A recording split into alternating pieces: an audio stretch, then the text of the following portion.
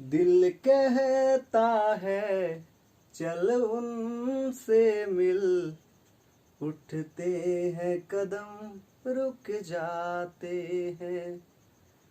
दिल हमको कभी समझाता है, हम दिल को कभी समझाते हैं। हाय मित्र, मैं जितेंद्र कुमार एक बार फिर से आप सभी लोगों का एचियर पॉइंट यूट्यूब चैनल पर स्वागत करते हैं, अभिनंदन करते हैं। आज हम लोग पॉलिटिकल साइंस का दूसरे भाग लेकर आए हैं, जिसका नाम है मौलिक अधिकार। मौलिक अधिकार को मूल अधिकार कहते हैं। ये जो टॉपिक है हमारे सभी एग्जाम जैसे BPSC, SSC, railway, bank, army, सारे एग्जाम के लिए बहुत ही इंपॉर्टेंट टॉपिक है ये, क्योंकि मौलिक अधिकार से बहुत सारा क्वेश्चन पूछा जाता है। तो हम लोग आज इसके बारे में पढ़ेंगे। मौलिक अधिकार पहले पढ़ेंगे कि मौलिक अधिकार है क्या। तो मौलिक अधिकार भारतीय संविधान के भाग 3 में नागरिकों को प्राप्त वह अधिकार है जो सामान्य स्थिति में सरकार के द्वारा सीमित नहीं किया जा सकता है और जिसकी रक्षा सर्वोच्च न्यायालय करता है। यदि हम साधारण भाषा में इसे समझने का प्रयास करें तो मौलिक अधिकार वह अधिकार है जिसके बिना मनुष्य का जीवन संकट में पड़ सकता है। यानी मनुष्य के व्यक्तिगत विकास के लिए मौलिक अधिकार का होना बहुत जरूरी है। तो हम लोग पहले ये जानते हैं कि मौलिक अधिकार जो लिया गया है वो किस देश के संविधान से लिया गया है। तो मौलिक अधिकार जो विषय लिया गया है वो अमेरिका के संविधान से लिया गया है। अमेरिका के संविधान से लिया गया है। कौन सा मौलिक अधिकार जो विषय लिया गया है वो अमेरिका के संविधान से लिया गया है। दूसरा बात कहेगा कि मौलिक अधिकार को भारतीय संविधान में कहाँ पढ़ना है, तो भाग 3 में पढ़ना है। भाग 3 में यदि कहेंगे अनुच्छेद कितना में, तो अनुच्छेद 12 से 35 तक पढ़ना है। यानी 12 से 35 तक भाग 3 के भारतीय संविधान के भाग 3 में अनुच्छेद 12 से 35 तक मौलिक अधिकार के बारे में हम लोग विस्तृत रूप से पढ़ेंगे। ऐसा कहा गया है कि टोटल 12 से 35 तक 23 अनुच्छेद हैं और 23 अनुच्छेद ये ऐसा है जो पूरे विश्व में जितने भी देश का लिखित संविधान है सबसे ज्यादा व्यापक और विस्तृत तरीका से भारतीय संविधान में मौलिक अधिकार का वर्णन किया गया है। ये भारत के संविधान में सबसे बड़ा खासियत है, क्योंकि ये 23 अनुच्छेद में ही पूरे विश्व का जितना भी लिखित संविधान है सबसे ज्यादा व्यापक और विस्तृत तरीका से इसमें वर्णन किया गया है। दूसरा बात हम लोग कहते हैं कि ये भारतीय जो मौलिक अधिकार है इसको मैग्ना कार्टा कहा जाता है। मैग्ना कार्टा कहा जाता है। इसको समझने के लिए हम लोग को फ्लैशबैक में जाना पड़ेगा और हम लोग को चलना पड़ेगा इंग्लैंड। और इंग्लैंड में हुआ था क्या, एक सम्राट जॉन नाम का एक व्यक्ति था। सम्राट जॉन नाम का एक व्यक्ति था जो वहां का राजा था। राजा था क्या कि वहां का जो नागरिक था यानी ब्रिटिश नागरिक अपनी प्राचीन स्वतंत्रता की एकता की मांग करने के लिए अपने राजा से मैग्ना कार्टा पर हस्ताक्षर कराने के लिए बाध्य कर दिया था। पिछले बार में हम लोग बताए थे कि मैग्ना कार्टा क्या होता है। मैग्ना कार्टा होता है एक अधिकार पत्र, यानी अधिकार पत्र पर राजा से हस्ताक्षर कराने के लिए वहां का जो ब्रिटिश लोग था वो क्या किया, उसको बाध्य कर दिया और उसको करना पड़ा। इसलिए मौलिक अधिकार को क्या कहते हैं, मैग्ना कार्टा कहते हैं। दूसरा बात फिर हम लोग पढ़ेंगे कि मौलिक अधिकार जो था वो पहले मौलिक अधिकार है कितना। तो मौलिक अधिकार जो प्रारंभ में था, जिस समय भारतीय ये संविधान का निर्माण हुआ उस समय मौलिक अधिकार की संख्या 7 थी। लेकिन वर्तमान समय में मौलिक अधिकार की संख्या जो है वो घटाकर 6 कर दिया गया। ये सारा बताएंगे कि 6 कैसे किया गया, कौन सा मौलिक अधिकार को हटाया गया। यानी प्रारंभ में 7 था जो वर्तमान कितना हो गया, 6 हो गया। दूसरा यदि कहेंगे कि मौलिक अधिकार में संशोधन किया जा सकता है, तो हाँ मौलिक अधिकार में संशोधन कर सकते हैं। ये भी पता होगा कि मौलिक अधिकार में जितना भी संशोधन किया जाता है वो संसद के द्वारा किया जाता है। दूसरा बात, यदि मौलिक अधिकार में संशोधन हो सकता है, यदि मौलिक अधिकार को स्थगित भी किया जा सकता है, ऐसा भी एग्जाम में पूछा है कि मौलिक अधिकार को स्थगित किया जा सकता है, तो हाँ किया जा सकता है। जब अनुच्छेद 352, जब भारत में राष्ट्रीय पात आएगा, यानी भारत में राष्ट्रीय आपात आएगा, यानी राष्ट्रीय आपात, ये भी एग्जाम में पूछता है कि राष्ट्रीय आपात अनुच्छेद कितना के तहत लगता है। तो राष्ट्रीय आपात जो लगता है वो अनुच्छेद 352 के तहत लगता है। यानी राष्ट्रीय आपात के समय व्यक्ति की जो स्वतंत्रता होता है, यानी व्यक्ति की व्यक्तिगत स्वतंत्रता को छोड़कर बाकी जितने भी मौलिक अधिकार हैं वो सारा मौलिक अधिकार को क्या किया जाता है, स्थगित कर दिया जाता है, यानी उसको हटा दिया जाता है। तो इतना बात आप लोगों को समझ में आया होगा। अब टोटल हम लोग पढ़ेंगे कि मौलिक अधिकार 7 जो है वो क्या क्या है, उसमें क्या क्या अनुच्छेद है, उसमें क्या क्या पढ़ना है, सारा चीज हम लोग डिटेल में पढ़ेंगे। तो पहला जो मौलिक अधिकार है वो समता का अधिकार है, यानी समानता का अधिकार है। पहला जो मौलिक अधिकार है समता का अधिकार और समानता का अधिकार है, जिसमें टोटल अनुच्छेद 4 पढ़ना है, यानी अनुच्छेद 14 से 18 तक टोटल अनुच्छेद पढ़ना है जो समता का और समानता का अधिकार में वर्णन किया गया है। जिसमें हम लोग को 5 अनुच्छेद पढ़ना है, जिसमें कहता है कि अनुच्छेद 14 क्या है। तो अनुच्छेद 14 कहता है विधि के समक्ष समानता का अधिकार, विधि के समक्ष समानता का अधिकार। इसमें हम लोग को क्या पढ़ना है,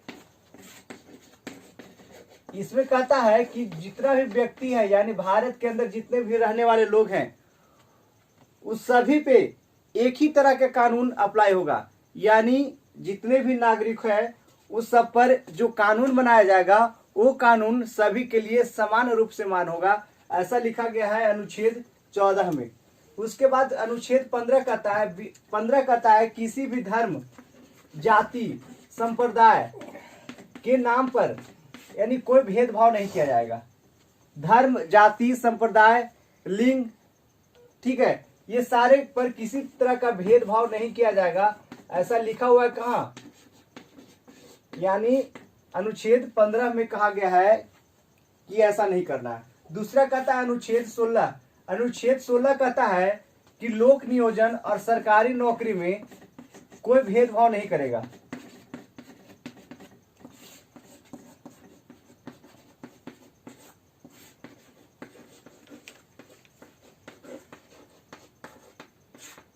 यानी लोक नियोजन और सरकारी नौकरी में क्यों भेदभाव नहीं करेगा, ऐसा लिखा गया है अनुच्छेद 16 में। कहता है कि यदि कोई व्यक्ति किसी जगह नौकरी कर रहा है और उस स्टेट का लोग है तो ऐसा नहीं कि स्टेट के नाम पर उस पर दुर्व्यवहार करेगा या जाति के नाम पर दुर्व्यवहार करेगा, ऐसा कुछ नहीं करना है, ऐसा लिखा गया है अनुच्छेद 16 में। और दूसरा अनुच्छेद 17 कहता है, ये सबसे इंपॉर्टेंट है, ये एग्जाम में बहुत बार पूछा है, आगे भी पूछेगा, ये VVI है, ये पूछता है कि अनुच्छेद 17 क्या है। तो इसमें अस्पृश्यता का अंत किया गया है, यानी छुआछूत के भावना को अंत किया गया है। यानी छुआछूत जो हो हम लोग जानते हैं, छुआछूत का अंत किया गया है, यानी किसी भी लोग जो पहले होता था कि लोग नीच जाति के लोग थे उसे छुआछूत मानते थे, ऐसा अब नहीं करना है। यदि ऐसा कोई लोग करता है तो उस पर क्या होगा, कानूनी कार्रवाई किया जाएगा और उससे सरकार के द्वारा उसे दंडित भी किया जाएगा, ऐसा लिखा गया है अनुच्छेद 17 में। अनुच्छेद 18 कहता है उपाधियों का अंत, उपाधियों का अंत किया गया है कहाँ, अनुच्छेद 18 में। ये कैसी उपाधि है, कहता है कि यदि कोई भारत का नागरिक है या किसी राज्य का कोई व्यक्ति है तो उसे राज्य के द्वारा यदि कोई उपाधि दिया जाता है तो वह उपाधि को मान्य नहीं होगा, यानी वो उपाधि वो धारण नहीं करेगा। यदि कोई विदेशी व्यक्ति भी है और कोई राज्य के अंदर का व्यक्ति का यदि कोई उपाधि धारण करता है या उपाधि देता है तो उस उपाधि का भी उसे धारण नहीं करना है बिना राष्ट्रपति की अनुमति से। यानी जब तक कोई राज्य या कोई देश किसी व्यक्ति को उपाधि देता है तो भारत के अंदर पहले राष्ट्रपति से अनुमति लेना पड़ेगा, तभी उस उपाधि को धारण कर सकता है। तो वैसे जो उपाधि पहले मिलता था, जो नाम के साथ उपाधि लगता था, उसके क्या कर दिया गया, समाप्त कर दिया गया।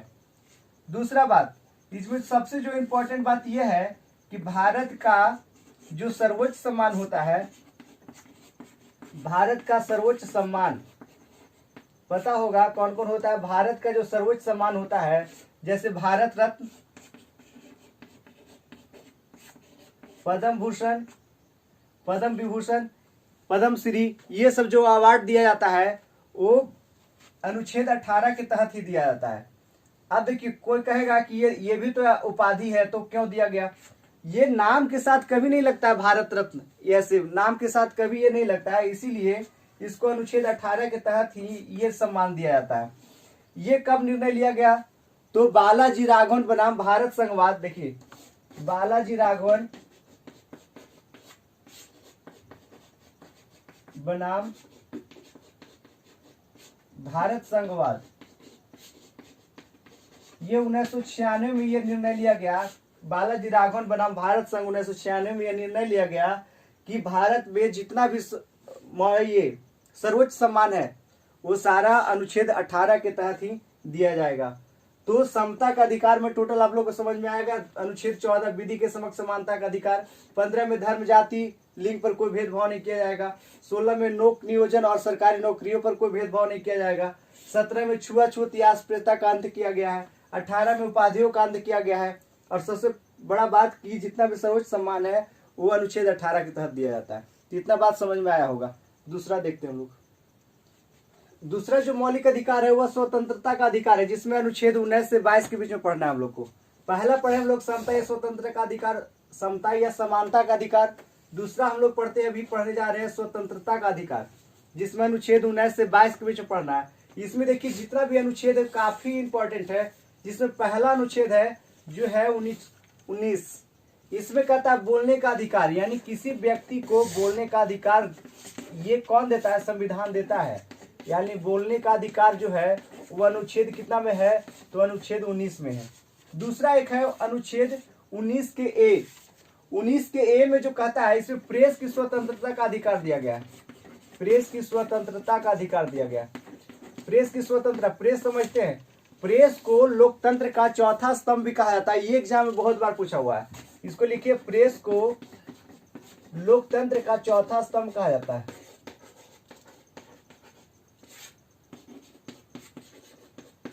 ये बहुत इंपॉर्टेंट है, इसको हमेशा याद रखिएगा। लोकतंत्र का चौथा स्तंभ जो कहा जाता है वो प्रेस को कहा जाता है। प्रेस को हमेशा बोलने का अधिकार है, प्रेस की स्वतंत्रता दिया गया है, ये संविधान के अनुच्छेद 19 के ए के तहत दिया गया है। दूसरा एक प्रेस के बारे में एक और बात बताते हैं आपको, खास बात, कि जब लोकसभा में सदन चल रहा होता है उस समय एक शून्य काल होता है, और शून्य काल का जो नाम दिया है वो भारतीय मीडिया के द्वारा दिया गया है, यानी प्रेस के द्वारा ही दिया गया है। तो ये भी बहुत इंपॉर्टेंट है। इससे जुड़ा सारा सवाल बता दिए। यानी प्रेस की स्वतंत्रता कब है, कितने अनुच्छेद के तहत है भारतीय संविधान में, तो 19 के ए में है वर्णित।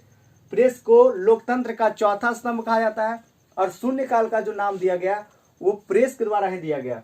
दूसरा 20 में है, 20 में कहता है अपराधों के लिए दोष सिद्धि के संबंध में संरक्षण।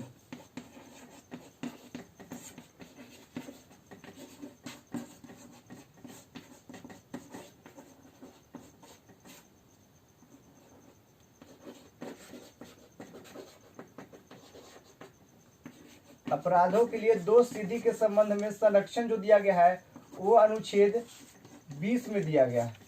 अब देखिए ये बहुत इंपॉर्टेंट है, अपराधों के लिए दोष सिद्धि के संबंध में संरक्षण दिया गया है। यानी कोई अपराधी अपराध करता है तो इसके लिए 3 स्वतंत्रता दिया गया है। आपको सिर्फ बता देते हैं, लिखना नहीं है, सिर्फ समझिएगा। इसमें 3 तरह के स्वतंत्रता दिया गया है। किसको, उस अपराधी को। उस अपराधी को स्वतंत्रता क्या दिया गया है कि यदि कोई व्यक्ति अपराध करता है तो उस अपराध के लिए सिर्फ एक ही बार उसको दंड दिया जाना चाहिए, नहीं कि एक अपराध के लिए बार बार दंड देना है, ऐसा नहीं लिखा गया है। ये लिखा गया है अनुच्छेद 20 में। यानी अपराध, कोई व्यक्ति अपराधी करता है और अपराध करने के बाद उसे एक अपराध के लिए बस मात्र एक ही बार उसको दंड दिया जाना चाहिए। दूसरा उस अपराधी के लिए क्या कहा गया है, दूसरा कहता है यदि कोई अपराधी अपराध करके जेल गया, गिरफ्तार कर लिया गया, तो उस अपराधी को जब उसको सजा मिलेगा तो उस समय के कानून के द्वारा सजा देना चाहिए। यानी जब वो गिरफ्तार किया गया उस समय जो कानून था उसके अनुसार ही उसको सजा दिया जाएगा, ना कि उसके पहले वाला कानून और ना ही वर्तमान समय के कानून में उसको सजा दिया जाएगा। ये अपराधों के लिए संरक्षण दिया गया है। तीसरा कहता है कि यदि कोई व्यक्ति अपराधी है, वो अपराध है और उसको कोर्ट में ले जाया गया, तो स्वयं के खिलाफ, यानी उस अपराधी के खिलाफ ही उस अपराधी से जबरदस्ती गवाही नहीं दिलवाना है, ऐसा लिखा गया है अनुच्छेद 20 में। तो इसको बात समझ में आया। यानी कहता है कोई अपराधी है उसका भी सहूलियत दिया गया, संरक्षण दिया गया, यानी कैसे कैसे वो बच सकता है। तो पहला कहा गया कि उस अपराधी को एक अपराध के लिए एक ही बार दंड देना है। दूसरा पढ़े कि उस अपराध करने के लिए जिस समय वो अपराध किया है उसी के तहत उसको क्या देना है, दंड देना है। तीसरा पढ़े कि उसके स्वयं के खिलाफ उसे गवाही नहीं दिलवाना है कि वो क्या क्या किया था। ऐसा समझ में आया। फिर अगला कहता है अनुच्छेद 21। अनुच्छेद 21 कहता है प्राण एवं दैहिक स्वतंत्रता, यानी मनुष्य के प्राण और उसके शरीर की स्वतंत्रता दिया गया है। यानी कुछ अपने तरह से कुछ वैसा नहीं करना है। यदि कोई व्यक्ति अपने आप को सुसाइड करता है या अपने आप को जलाने की कोशिश करता है तो इस तरह की स्वतंत्रता जो है उसको नहीं दिया गया है भारतीय संविधान के अनुसार। तो प्राण एवं दैहिक स्वतंत्रता कहाँ देखा गया है, अनुच्छेद 21 में। इतना बात समझ में आ रहा होगा। यदि समझ में आ रहा होगा तो कॉपी कलम लेकर नोट करते जाइए, बहुत ही इंपॉर्टेंट है, रटना कुछ नहीं है, बाकी सब समझ में आ रहा है। अनुच्छेद 21 के ए में कहता है कि यदि भारत का नागरिक है और भारतीय नागरिकों को जो बच्चा 6 से 14 वर्ष तक के बच्चा है उसे 86वां संविधान संशोधन 2002 के द्वारा यह निर्णय लिया गया है। समझिए बात बढ़िया से। अनुच्छेद 21 के ए में कहता है कि यदि कोई भी बच्चा जो 6 से 14 वर्ष तक का है उसे 86वां संविधान संशोधन 2002 के द्वारा यह निर्णय दिया गया है कि उसे माध्यमिक शिक्षा और उच्च स्तरीय शिक्षा जो होगा उसे निःशुल्क और अनिवार्य दिया जाना चाहिए। ऐसा लिखा गया है अनुच्छेद 21 के ए में। एक लास्ट अनुच्छेद है जो है अनुच्छेद 22। इसमें है गिरफ्तार व्यक्ति को प्राप्त मौलिक अधिकार। गिरफ्तार व्यक्ति को प्राप्त मौलिक अधिकार, यदि पुलिस के द्वारा यदि कोई व्यक्ति गिरफ्तार होता है, वो अपराध किया हो या नहीं किया हो, वो गिरफ्तार कर लिया गया तो उसका भी अपना अधिकार है। वो अधिकार क्या है कि इसके तहत भी 3 तरह का स्वतंत्रता दिया गया है। पहला स्वतंत्रता दिया गया है कि उस गिरफ्तार व्यक्ति को ये पूछने का हक है कि हमें किस कारण से गिरफ्तार किया गया। पहला कारण, यदि कोई पुलिस किसी को गिरफ्तार कर लेता है, वो उसको पता नहीं है कि वो दोषी है या नहीं है, तो उस व्यक्ति का भी अधिकार है जो गिरफ्तार हुआ है, उसको पुलिस से ये पूछने का अधिकार है। ये संविधान अधिकार देता है कि आप उससे पूछिए कि हमें किस कारण से गिरफ्तार किया गया था। दूसरा बात, यदि उसे गिरफ्तार हुआ है तो 24 घंटा के अंदर उसे न्यायालय में पेश करना है और ये बताना है कि इसको हम किस कारण से गिरफ्तार किए थे। तीसरा है कि गिरफ्तार जो व्यक्ति है उसे अपने ही मर्जी से वैसा वकील को वो सलाह ले सकता है। यानी जो व्यक्ति गिरफ्तार हुआ है अपने मर्जी से वो बता सकता है हम इस वकील से सलाह ले सकते हैं, तो इसका भी इजाजत जो है वो भारतीय संविधान देता है।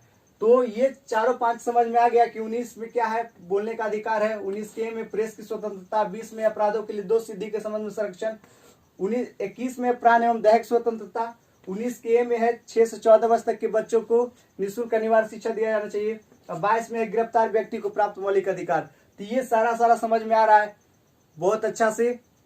चलिए नेक्स्ट अगला, तीसरा जो पढ़ना मौलिक अधिकार हो शोषण के विरुद्ध अधिकार। शोषण के विरुद्ध अधिकार पढ़ना यह अनुच्छेद 23-24 में। ये शोषण कैसा, तो अनुच्छेद 23 और 24 में जो पढ़ना है वो शोषण है। कहता है अनुच्छेद 23 में कि यदि कोई व्यक्ति से आप जबरदस्ती काम नहीं करवा सकते हैं, यानी उसको आप शोषण नहीं कर सकते हैं। होता है ना कि मतलब कंपनी में गया उसको जबरदस्ती काम करवा रहा है, बेगारी करवा रहा है, तो इस तरह से काम जो करवाता है किसी से तो उसके विरुद्ध है और इस पर कार्रवाई किया जा सकता है जो आदमी करवाता है। लेकिन कहता है कि बेगारी नहीं करवा सकते हैं, बलात्श्रम नहीं करवा सकते हैं, ये सारा अनुच्छेद 23 में है। उसमें यह भी कहा गया है एक खास बात कि यदि आपको राष्ट्र सेवा करना है तो आपको जबरन भी काम करवाया जा सकता है। बात समझ में आ रहा है। कहता है कि यदि किसी व्यक्ति से आप जबरदस्ती काम नहीं करवा सकते हैं, यह अनुच्छेद 23 में है। लेकिन इसमें यह भी लिखा गया है कि यदि जब राष्ट्र सेवा की बात आएगा, जब आपको राष्ट्र सेवा करना है तो ऐसी स्थिति में आपको जबरन भी काम कराया जा सकता है। ऐसा लिखा है अनुच्छेद 23 में। और 24 में कहता है कि यदि कोई व्यक्ति, कोई बच्चा है जो 14 वर्ष तक के नीचे का है, वैसे बच्चा से आप कल कारखाना में काम नहीं करवा सकते हैं। यानी कारखाना में यदि किसी कंपनी में बच्चा से काम नहीं करवा सकते हैं जिस बच्चा का उम्र मतलब 14 वर्ष से नीचे है। यानी छोटे उम्र के बच्चे से आप काम नहीं करवा सकते हैं। ऐसा अनुच्छेद कहाँ लिखा गया है? 24 में लिखा गया। एक चौथा है जो मौलिक अधिकार है, वो धार्मिक स्वतंत्रता का अधिकार है। धार्मिक स्वतंत्रता का अधिकार जो है वो अनुच्छेद 25 से 28 के बीच में वर्णन किया गया है, जिसमें हम लोग पढ़ते हैं पहला अनुच्छेद 25 कहता है कि अनुच्छेद 25 कहता है कि यदि आप किसी धर्म को मानते हैं तो उसका आप प्रचार कर सकते हैं। यानी धर्म का प्रचार करने का जो अधिकार है वो अनुच्छेद कहाँ है? अनुच्छेद 25 में है। यदि किसी धर्म को आप मानते हैं, हिंदू हो, मुस्लिम हो, सिख, ईसाई हो, ये साधु संत हो, कोई भी धर्म का लोग हो, अपने धर्म का प्रचार कर सकते हैं। ऐसा जो लिखा है वो कौन किया? मतलब भारत का जो संविधान है वो एग्री है उसके लिए कि आप क्या कर सकते हैं? प्रचार कर सकते हैं। दूसरा जो आप एक जानते हैं, इसमें एक कॉमन सी बात क्या है, एक सिख जो होता है ना, सिख लोग, तो सिख धर्म का जो लोग कृपान लेकर चलता है, यानी चाकू देखते होंगे हमेशा लेकर चलता है। कृपान धारण करने का भी जो अधिकार दिया है संविधान, वो अनुच्छेद 25 के तहत ही उसको दिया है। यानी अनुच्छेद 25 समझ में आया, धर्म का प्रचार करना है। अनुच्छेद 26 कहता है कि यदि कोई भी धर्म का लोग है, धर्म का प्रचार करना वो अलग चीज है, लेकिन यदि कोई धर्म का लोग है तो अपनी एक संस्था को स्थापना करना चाहता है, उस संस्था का भी स्थापना कर सकता है। यह अनुच्छेद 26 कहता है। यदि कोई धार्मिक कार्य के लिए संस्था की स्थापना करना,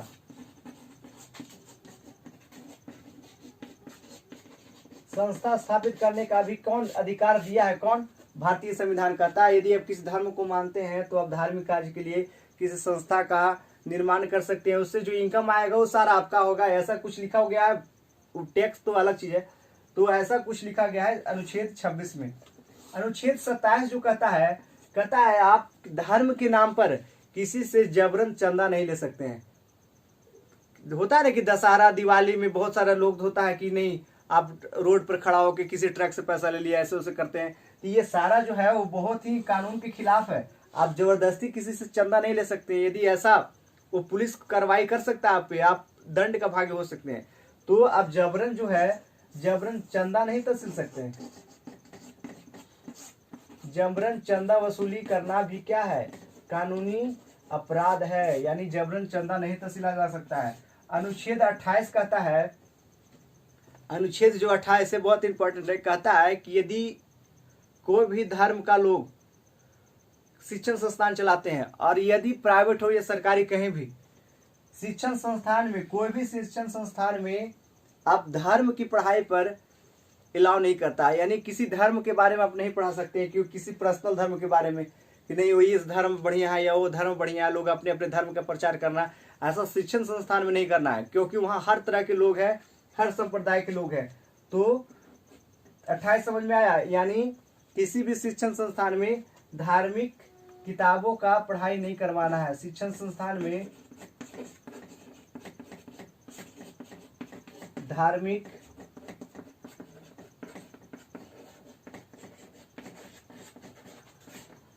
ग्रंथों का क्या है, आप उसका पढ़ाई नहीं करवा सकते हैं। ऐसा लिखा गया है अनुच्छेद 28। तो अभी तक जितना भी 4 हम लोग जो मौलिक अधिकार पढ़े हैं, ये आशा है कि बहुत ही बढ़िया तरीका समझ में आया होगा। टोटल लगातार A to Z यानी सीरीज वाइज से यदि आप याद करिएगा, एक बार पढ़िएगा, 1-2 बार, तो टोटल अनुच्छेद जो है आपको स्वतः याद हो जाएगा। अब रटने का कोई परेशानी ही नहीं होगा। तो अगला देखिए फिर। अभी तक हम लोग 4 मौलिक अधिकार के बारे में विस्तृत रूप से पढ़ चुके हैं, जिसमें आशा करते हैं आप लोगों को समझ में आ गया हो गया। और ये 5वां जो मौलिक अधिकार है वो संस्कृति एवं शिक्षा संबंधी अधिकार है, जिसमें 2 अनुच्छेद के बारे में हम लोग को पढ़ना है। पहला जो अनुच्छेद है, अनुच्छेद 29 है। इसमें कहता है कि यदि कोई भी अल्पसंख्यक वर्ग है या तो कोई व्यक्ति है, तो उसे भी, यानी जितने भी लोग हैं, उसको क्या करना है, अपने शिक्षा का, अपने संस्कृति का, अपने सभ्यता का, कला का, ये सारा को देख रेख करना है। ये कहा गया है अनुच्छेद 29 में। यानी शिक्षा, संस्कृति, कला संस्कृति का संरक्षण किया गया, कि संरक्षण का जो अधिकार दिया गया वो दिया गया है अनुच्छेद 29 में। बात समझ में आया? यानी कोई भी व्यक्ति हो या भी कोई भी अल्पसंख्यक वर्ग है या कोई भी वर्ग है तो उसे अपनी कला संस्कृति भाषा इस सब का संरक्षण दिया गया, यानी उसको संरक्षण करने का अधिकार दिया गया है जो अनुच्छेद 29 में है। अनुच्छेद 30 कहता है, इसमें एक और बात कहा गया है कि यदि आप किसी भी शिक्षण संस्थान में आप यदि एडमिशन करवाना चाहते हैं, यानी उसमें प्रवेश कराना चाहते हैं, तो हम भाषा के अधिकार पर, आप संस्कृति के आधार पर उसमें आप प्रवेश नहीं कर सकते हैं। ऐसा भी लिखा गया अनुच्छेद 29 में। अनुच्छेद 30 कहता है कि यदि कोई भी अल्पसंख्यक वर्ग है जो निम्न तबके के लोग हैं, जैसे बौद्धिस्ट हो गया, सिख हो गया, ईसाई हो गया, ये सारा जो लोग है वो अपना, मुस्लिम हो गया, ये अपना ये चलाने के लिए, यानी शिक्षण चलाने के लिए स्वतंत्र है, शिक्षण संस्थान चला सकता है। जो भी अल्पसंख्यक वर्ग है वो अपना एक शिक्षण संस्थान चला सकता है, उसके लिए स्वतंत्र है, शिक्षण संस्थान चलाने के लिए स्वतंत्र है।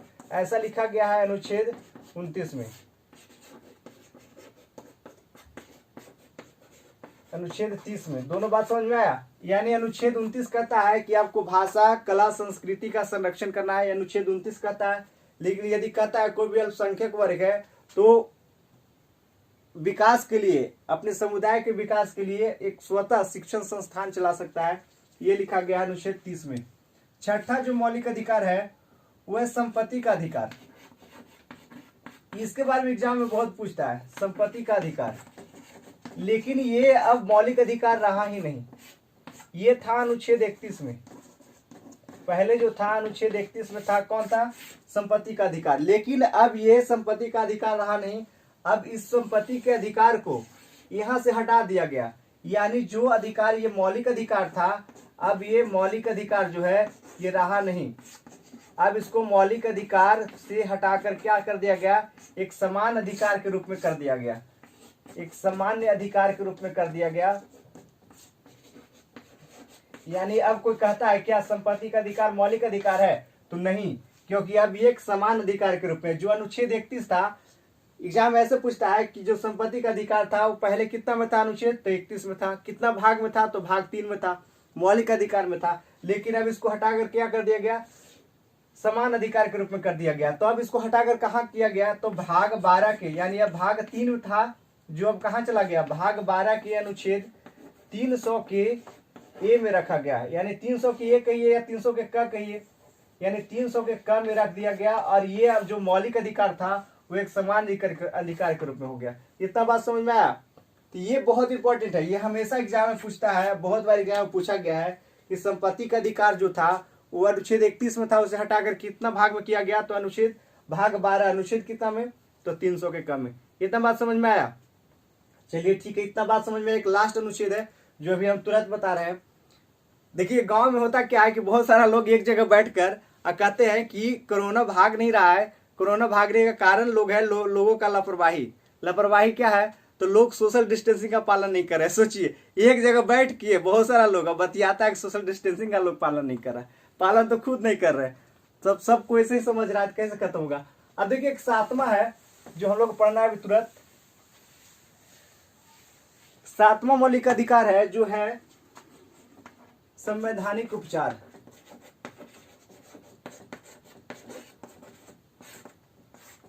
संवैधानिक उपचार, ये अनुच्छेद कितना में है? अनुच्छेद 32। हम लोग जब प्रस्तावना पढ़ रहे थे तो उसमें हम लोग अनुच्छेद 32 का वर्णन किए थे कि जब भीमराव अंबेडकर जो है अनुच्छेद 32 को क्या कहा गया है? संविधान का आत्मा कहा है। भीमराव अंबेडकर ने संविधान की आत्मा अनुच्छेद 32 को कहा, यही अनुच्छेद 32 है। इसमें कहा गया संवैधानिक उपचार। संवैधानिक उपचार कहा गया कि लोग इसमें है जो न्यायालय जो क्या करता है? मौलिक अधिकार की रक्षा करता है। मौलिक अधिकार की रक्षा करने के लिए क्या करता है? 5 रिट जारी करता है सर्वोच्च न्यायालय। सर्वोच्च न्यायालय, देखिए सर्वोच्च न्यायालय के बारे में एक और चीज पूछता है कि सर्वोच्च न्यायालय जो होता है अनुच्छेद कितना में है? तो सर्वोच्च न्यायालय जो है, इसका जो सर्वोच्च न्यायालय, भारत में सर्वोच्च न्यायालय होगा, यह अनुच्छेद 124 के तहत वर्णन है संविधान में कि 124 के तहत ऐसा लिखा गया है कि भारत में एक सर्वोच्च न्यायालय होगा जो न्यायालयों में सबसे उच्च होता है, सर्वोच्च न्यायालय। यदि उच्च न्यायालय की बात करता है तो उच्च न्यायालय जो होता है उच्च न्यायालय वो अनुच्छेद जो लिखा गया है वो अनुच्छेद 214 में है। देखिए 124 214, देखिए बहुत ही रेयर किस, देखिए बहुत ही मतलब कॉमन है, दोनों में सेम डिजिट है, बस यहाँ 124 है, यहाँ 214 है। 4 देखिए वही है, फिक्स है। 1 2 इधर उधर कर दीजिए, हो गया। ये सर्वोच्च न्यायालय हो गया, ये उच्च न्यायालय हो गया। सर्वोच्च न्यायालय जो होता है जो पूरे भारत में यानी देश में एक होता है, उच्च न्यायालय हर स्टेट में होता है लगभग। तो इतना बात समझ में आया। कहता है कि सर्वोच्च न्यायालय जो होता है 5 रिट जारी करता है। 5 रिट जारी कौन कौन होता है? पहला, दूसरा, तीसरा, चौथा, 5। पहला होता है, एक होता है बंदी प्रत्यक्षीकरण। ये बहुत इंपॉर्टेंट है, इसको समझिएगा बहुत बढ़िया से। बंदी प्रत्यक्षीकरण सारे के बारे में हम डिटेल बताएंगे। बंदी प्रत्यक्षीकरण होता है। दूसरा होता है परमादेश। तीसरा होता है अधिकार परीक्षा।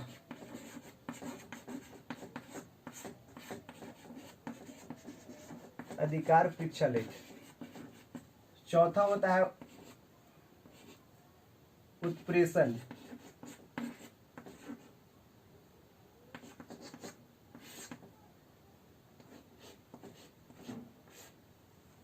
बंदी प्रत्यक्षीकरण, परमादेश, अधिकार परीक्षा, उत्प्रेषण, ये 4 है। एक और है पांचवा। पांचवा जो है वो है प्रतिषेध लेख।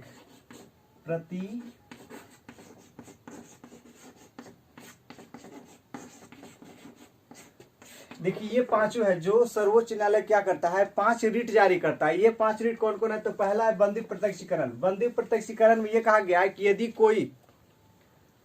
यदि कोई व्यक्ति गिरफ्तार होता है किसी कारण से, कोई अपराधी या कोई व्यक्ति गिरफ्तार होता है, तो उसे ये न्यायालय उसको स्वतंत्रता देता है कि यदि आप गिरफ्तार किया गया है तो उसे 24 घंटे के अंदर में न्यायालय में उसको पेश करना है। यानी उसको कोई भी न्यायालय जो निम्न न्यायालय है उसमें पेश करना है, और उसको जो जिस कारण से उसे गिरफ्तार किया गया है उसका कारण भी उसे मतलब न्यायालय में पेश करना है। जो अधिकारी उसे गिरफ्तार किया है यानी जो पुलिस किया गिरफ्तार, तो उसको गवाही देना है, उसके साथ साथ ये भी बताना है किस कारण से उसको गिरफ्तार किया गया, यानी 24 घंटे के अंदर। दूसरा बात ये भी है कि 24 घंटा ऐसा नहीं कि जाके उसको किडनैप मतलब गिरफ्तार करके ले जाके जेल में डाल दिया, 24 घंटा के बाद जब टाइम खत्म हो गया तो उसको ले जाके वहां गवाही पेश करेगा। वैसा टाइम नहीं देना है जो बीच रास्ता में खत्म होता है, यानी उसके कार्रवाई में जो 24 घंटा खत्म होगा उस 24 घंटा को गिना जाता है। इतना बात समझ में आया। दूसरा कहता है परमादेश। परमादेश कहता है कि यदि कोई अधिकारी है और कोई अधिकारी यदि काम नहीं कर रहा है तो उसको एक आज्ञा पत्र दिया जाता है। बात समझ में, जैसे न्यायालय में कोई वकील है और कोई भी केस लिया उस पर मतलब लोग भागता है, उससे दूर भागता है कि उसका काम नहीं कर रहा है, तो वैसे अधिकारी पर यदि न्यायालय जो होता है क्या एक आदेश जारी करता है कि आप किस कारण से वो काम नहीं कर रहे हैं, यानी उस अधिकारी को काम करने के लिए वो आज्ञा देता है उसको कि उस काम करिए ताकि अपना कर्तव्य को पूरा कर सके। तो परमादेश में समझ में आ गया होगा कि यदि कोई अधिकारी काम नहीं करता है तो उसको न्यायालय ये आदेश देता है कि आप उस काम को करिए, आपका जो कर्तव्य दिया गया उस कर्तव्य को पूरा करिए। तीसरा कहता है अधिकार परीक्षा। अधिकार परीक्षा लेख ये कहता है कि यदि कोई अधिकारी है, निम्न अधिकारी है और उच्च अधिकारी का काम करना शुरू कर देता है, मतलब वो अपने आप को नहीं समझ पाता है कि हम कौन सा काम कर रहे हैं। यानी को होता है लेकिन न्यायालय में कोई गया केस और कोई छोटा वकील है और मान लिया उसका नजदीकी कोई आदमी है, तो लगता है नहीं कि इसका हम सारा डील कर देंगे केस, बड़ा बड़ा केस। तो वैसा भी अधिकारी पर ना न्यायालय रोक लगाता है, उसको अधिकार पूछता है कि आपको ये अधिकार कौन दिया, आखिर आपको जो उच्च अधिकारी का काम करने का आपको अधिकार नहीं दिया गया है, यानी आपको जो दायरा है उस दायरे में आप काम करिए, ऐसा न्यायालय उसको एक आदेश देता है। इसको कहते हैं अधिकार परीक्षा लेख। इतना बात समझ में आया। दूसरा चौथा जो उत्प्रेषण है, उत्प्रेषण ये निम्न न्यायालय और उच्च न्यायालय के लिए ये कहा गया है। कहता है कि यदि कोई केस जो है निम्न न्यायालय में क्या है निलंबित किया हुआ है, बहुत दिन से चल रहा है, कुछ कुछ केस होता है जो निम्न न्यायालय में ही है बहुत दिन से चल रहा है, जैसे जिला का जो भी केस होता है सिविल कोर्ट में बहुत सारा केस जो ऐसा है जो बहुत दिन से 2-4 साल 5 साल हो गया, यानी उच्च न्यायालय या फिर उच्च न्यायालय है वो सब केस जो है बहुत सारा दिन से चल रहा है। तो ऐसा जो होता है जो उसको उसके ऊपर का जो न्यायालय होता है यानी सर्वोच्च न्यायालय होता है जो हाई मतलब उच्च न्यायालय को कहता है, और उच्च न्यायालय जो होता है वो निम्न न्यायालय को कहता है कि यदि आपके पास केस है तो उसको ज्यादा दिन तक आप निलंबित मत करिए, उस केस को क्या करिए आप दूसरे जो उससे ऊंचा जो न्यायालय उस न्यायालय में आप क्या करिए उसको बढ़ाइए, उसको बात समझ में आ रहा है। यदि सिविल कोर्ट का बहुत सारा केस ऐसा है जो बहुत दिन से निलंबित है, उसको हाई कोर्ट भेजिए। हाई कोर्ट में बहुत सारा केस है, उसको सुप्रीम कोर्ट में भेजिए। बात समझ में आ रहा है। तीसरा कहता है प्रतिषेध लेख। प्रतिषेध लेख एक लास्ट है, कहता है यदि कोई न्यायालय, ये न्यायालय के लिए भी है, ये जो तीनों है व्यक्तिगत के लिए है, ये तो अपराधी के लिए है, ये दोनों अधिकारी के लिए है, लेकिन ये दोनों न्यायालय के लिए है, निम्न न्यायालयों के लिए। इसमें ये समझ में आ गया, ये कहता है कि यदि कोई निम्न न्यायालय है और अपने अधिकार से ज्यादा काम करना शुरू करता है, जैसे निम्न न्यायालय और हाई कोर्ट का काम करना शुरू कर देगा, तो ऐसा कहता है जो होता है, जो न्यायालय है, ये जो संविधान है हमारा, उसको ये नहीं करता है। कहता है कि आपकी ये अधिकार क्षेत्र के बाहर का कार्य है, आप उसको नहीं करें, आप उसको क्या करिए, ट्रांसफर करिए दूसरे न्यायालय में। ये लिखा गया प्रतिषेध लेख में। यानी पांचों समझ में आया। ये कहता है कि यदि ज्यादा दिन से केस है तो उसको ट्रांसफर करिए, लेकिन ये जो कहता है कि यदि अब कोई केस है, आपके अधिकार क्षेत्र के बाहर का केस है, आप वैसा नहीं कर सकते उसको डील। जो हाई कोर्ट का केस है आप निम्न सिविल कोर्ट में नहीं कर सकते। यानी ऐसा केस को क्या करिए, आप ट्रांसफर करिए उसको। यानी पांचों बात समझ में आया। यानी टोटल मौलिक अधिकार शुरू से लास्ट तक आपको बहुत बढ़िया समझ में आया होगा। कोई भी रटने का आवश्यकता नहीं है, तो बेटर तरीका से पढ़िए, समझ कर पढ़िए। बाकी थैंक्स। नेक्स्ट वीडियो में अगला चीज बताएंगे।